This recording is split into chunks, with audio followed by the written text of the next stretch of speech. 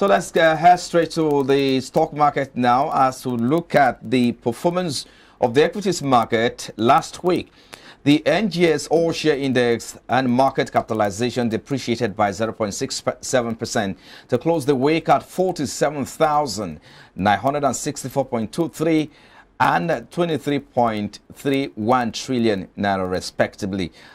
The index had fallen from 46,000 or 47,000 or high to 46,000 last week. A turnover or a total turnover of about 1.17 billion unit of shares worth about 16.6 billion naira in about 21,000 deals were traded last week by investors on the floor of the exchange, in contrast to a total of 2.44 billion unit of shares valued about 20 billion naira that exchange hands the previous week.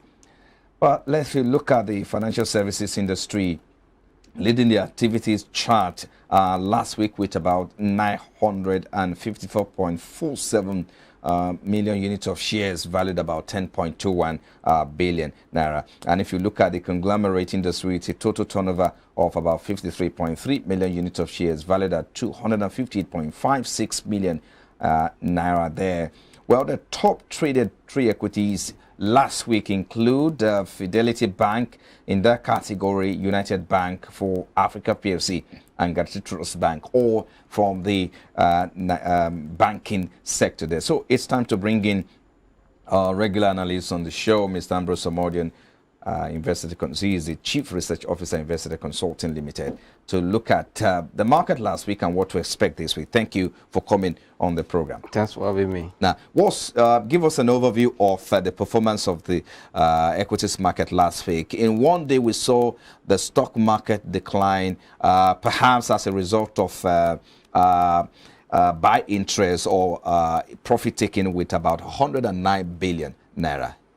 Yeah. Give us your reason. Actually, if you look at the market performance for last week, I would say that was a negative sentiment in the market last week, and it's a lot of high cap stocks, selling on investor exiting or kind of taking profit in high cap stocks. This impacted the market negatively. But one thing that the market really just revealed to investors, that market has just broken down the 47,000 mark, which I said in this program that market have been on the distribution stage or phase. But now that that means it has declined. A decline stage for investor, but that should not send panic to design investor, but rather you look at, is it going to continue in this new week, knowing that this new week is what we call the end of the quarter window dressing, because this at every end of the quarter in any markets of the world, there are what we call financial managers or portfolio managers or fund managers trying to push prices of stock higher so that they can earn higher terms of commission from the people they are managing for. And at the same time, for a company that has the December year end, 31st March is the deadline to release your result. That means from today to Thursday, we've seen kind of stock like Total, Julius Berger, Boa Cement, and many of the high cap stock releasing their audited result with a corporate action. That might change the face of the market. That might also kind of trigger another positive buying sentiment that could make the market to go back above the 40. But if market can bounce back above the 47,000 mark again, it's good. But if it continues to decline, that means it has confirmed the decline stage. But I see, because ahead of 31st is the month of April, and April is what we call another earnings season for first quarter result that ended 30th February. That means between now and end of April, we'll see kind of oscillation considering what is happening internationally. You know that now some part of China, they're already locked down because of another COVID-19 or what they call it. They say that all is going to play out globally, and Nigeria is not kind of isolated from this global market. Whatever is happening there is about to influence the market. But the good thing is that our economy still remains on a recovery, but the increase in cost of doing business is what investors also look at. Which sector in the Nigerian economy we're able to manage this kind of high cost and also produce a stronger number or earnings that support the price going to the future? Because CBN on the last MPC said, because they see the impact of this high cost of energy-related products going to impact on the production and manufacturing sector, they are not thinking of how to intervene in that segment, in that fuel or diesel-related business. If they to do that, that will also bring a little relief. But before they take action is what investors should look at. Which sector have done also backward integration, because at high prices of a commodity international market is going to impact negatively on those companies that are importing their raw materials into Nigeria. That means for you as an investor, it's time for you to look at which sector will sustain a positive earnings, which group of company also. Because I was going to go there. Which of the sectors now will sustain a positive earning? But then if you look at almost all through last week, we saw that most of the sectors were in the red. So which of the sectors for this week should investor consider? Actually, what investors look at is which sector is there high demand for their product. They can easily pass the increase in price to investor. To consumer, sorry. Consumer. When they go to consumer, that means even there's a hike in their price, they're still selling good quantity they are selling. That was also going to impact on the bottom line of that company. Investors will look at which sector can easily pass their, or the company can pass their high cost of production to their consumer. Looking at the consumer goods this time. Those even services, there are some services that you can't do without. No, those I call it inelastic demand. When you do that, even when you adjust price, they will still demand for your product. Because there are sectors or sectors that it's easier for them to pass their exactly. Why to the consumers. Yes, why some, once you increase price, you drop your sale, that will affect your bottom line. But that's not that if you increase your price, people will still demand. There are some services and some products that you can't do without. But in these regards, which sector would that be? Even when there's a kind of a little marginal slowdown, but you still have, I'll tell you, the way you are going, telecoms is one of them, but I would discuss more in the coming master class. Telecom is that even when it's going to increase, you need to buy you need to make communication, you need to call. You're not going to travel from here to Abuja because you want to go and see somebody. You need to, even though they increase their cost today, you're still going to bear it because their service is essential. And now that we're going global with every country going to digital, there's that their demand for that means they're going to enter new market. For me, this time for you to sit down and say which sector can I equally play defensive, because if this volatility continue and being pre-election year, you should know that you should stay. And also the other thing, that company that has good fundamental that you've entered or good technicals, when will I sell? But there are some that they jump early from a good company, and when the company is rallying, you are reflecting, why did I jump up early? Because you don't know exactly. But if you have something to guide you that this company has potential going somewhere, you won't jump early. Rather, you'll be taking your profit slowly. These are what I'm going to discuss in common masterclass. When you talk about, I mean, you've mentioned one of the sectors, which is the telecom. Yeah. What's the level now in terms of movement level on the chart at the moment? It's positive. You can tell the technicals are positive for the telecoms. And don't forget that there are two big telecoms we have in the market. And this also contributed to our GDP.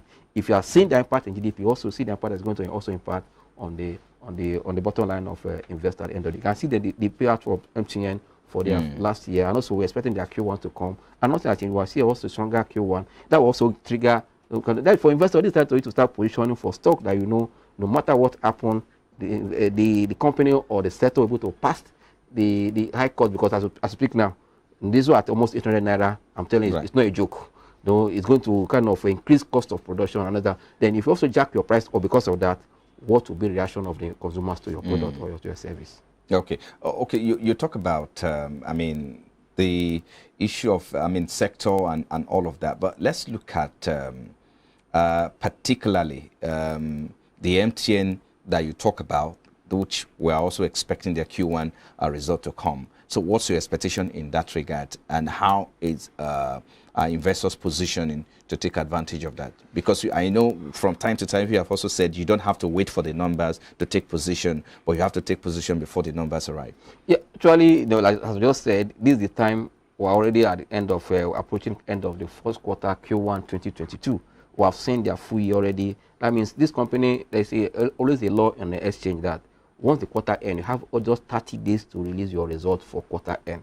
That means at the end of 31st, that is on Thursday, we'll have the month of April for us to see all their Q1. But you as a design investor should know which sector have seen the trend, from their last year they maintained. And also this year is another year to even assess both the economy and the company, because if you look at the performance for the previous 2 years, 2020 and 2021, compared to what we saw in 2020, because of low activities, we have seen a good kind of a huge improvement, or kind of a good margin. But now we're going to see this year we'll know whether the economy is growing or this company maintain that tempo we saw in 2020 and 2021 in terms of any performance. But I'll tell you that few of the companies on the exchange will maintain that tempo of impressive earnings. But it's not done on investor to kind of because those companies that maintain that positive momentum and start keying at this point. Because once the market starts seeing the Q1, you see there will be change because they start keying those workers. They ask, oh, this company is going somewhere, let me go with it. I know it's more than 2 hours into the day's trading already. We'll look at what the market is likely to, pull today in terms of investor sentiment. But before them, I want us to look at the top 5 gainers for last week. All through the last week, we saw Fidelity Bank from the banking sector. We have Len Africa, the Verista Capital Insurance PLC, and then we have FTN Coco performing or leading the chart among the top 5 gainers as well. But for the Fidelity Bank, I mean, one would expect that we should see much of activities. But let's look at what activities should we expect from that particular bank going forward. Yeah, for me, I see investors kind of a missed performance now because one, we have traders and investors in that kind of stock, and we're expecting them to release their audited account and announce their payout. But as at unaudited in January, the bank has performed well in a good position. For that, you can see the price have moved from 2 naira 80 kobo to 2 naira 30 kobo.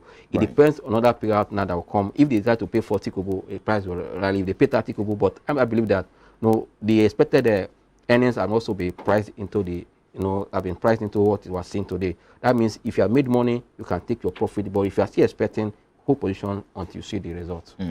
Okay, take us through Len Africa PLC and what is likely to. Let's look at the level for this week and the support level we're having for this particular stock. I think in the last 3 weeks, we saw that the stock went up, but all of a sudden, we saw a bit of, profit taking in that stock. So what should we expect this week? No, we expect that we should expect a miss expectation to a miss performance. What I say so is that we're expecting their unaudited account to come in April because the company has March as year end.